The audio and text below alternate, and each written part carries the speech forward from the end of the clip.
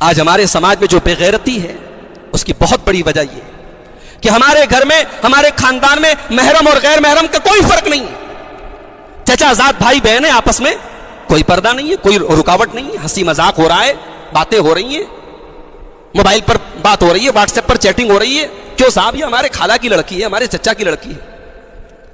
اور بڑے افسوس کے ساتھ میں ایک بات کہنا چاہتا ہوں کہ مسلمانوں کے معاشرے میں گھر کے اندر ہونے والی بے حیائی جتنی مسلمانوں کے معاشرے میں ہوتی غیر مسلموں کے اندر بھی نہیں. اس وقت کے جو حالات ہیں غیر مسلموں کے یہاں ہے، ان کے یہاں گھر کے باہر بے حیائی زیادہ ہے، اور ہمارے معاشرے میں گھر کے اندر گھریلو بے حیائی اور گھریلو بے پردگی ہمارے یہاں زیادہ ہے.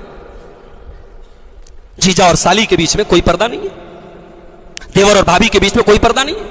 ہم نے اس پردے کا کوئی تصور ہی نہیں رکھا اپنے یہاں. دیور بھابھی میں ہنسی مذاق ہو رہا ہے، بات چیت ہو رہی ہے، دیور اپنی بھابھی کو بٹھا کے بائک پر گھمانے بھی لے کے جا رہا ہے. میرے نوجوان بھائیوں، میرے بزرگوں، دنیا کے لیے آپ کبھی نماز کو ضائع مت کیجیے.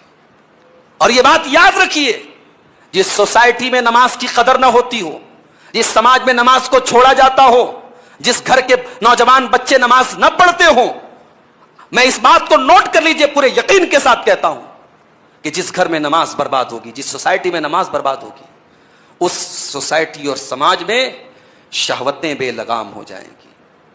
اس سماج اور سوسائٹی میں گناہوں کا بازار گرم ہو جائے گا.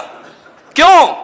اس لیے کہ نماز ہماری خواہشات کو کنٹرول کرتی ہے، نماز ہماری شہوتوں کو کنٹرول کرتی ہے. اقیم الصلاۃ ان الصلاۃ تنہا عن الفحشاء والمنکر، بے شک نماز بے حیائی اور برائی سے روکا کرتی ہے.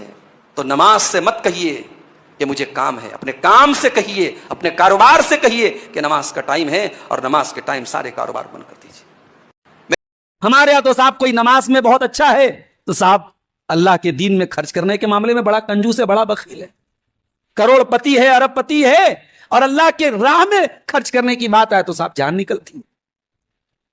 جبکہ معلوم ہے کہ یہ سب کچھ یہیں چھوڑ کے جانا ہے. قبر میں آپ کی بلڈنگ نہ آپ کے ساتھ جائے گی، نہ پراپرٹی آپ کے ساتھ جائے گی، نہ عورتوں کے زیورات آپ لے کے جائیں گے، خالی ہاتھ جائیں گے. اور یہ بھی نہیں معلوم کہ موت کب آئے گی، کون سی بیماری کا بہانہ لے کر آئے گی، ہارٹ اٹیک کی شکل میں آئے گی کہ کینسر کی شکل میں آئے گی کہ ٹی بی کی شکل میں آئے گی، اپنے شہر میں مریں گے کہ ہاسپٹل میں مریں گے کہ پردیس میں مریں گے، نہیں معلوم میرے بھائی، نہیں معلوم. احمد آباد کے پلین کریش میں مرنے والوں کو نہیں معلوم تھا کہ لندن کے بجائے ملک الموت کے پاس وہ چلے جائیں گے، اللہ کے پاس چلے جائیں گے، نہیں معلوم تھا.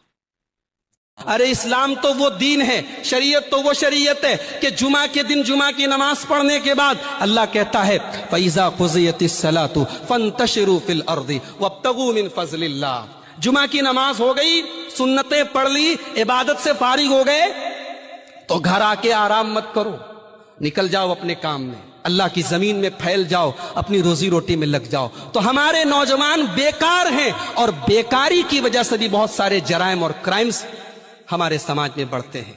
ارے اسلام تو وہ دین ہے، شریعت تو وہ شریعت ہے کہ جمعہ کے دن جمعہ کی نماز پڑھنے کے بعد اللہ کہتا ہے فَإِذَا قُضِيَتِ الصَّلَاةُ فَانْتَشِرُوا فِي الْأَرْضِ وَابْتَغُوا مِنْ فَضْلِ اللَّهِ. جمعہ کی نماز ہو گئی، سنتیں پڑھ لی، عبادت سے فارغ ہو گئے تو گھر آ کے آرام مت کرو، نکل جاؤ اپنے کام میں، اللہ کی زمین میں پھیل جاؤ، اپنی روزی روٹی میں لگ جاؤ.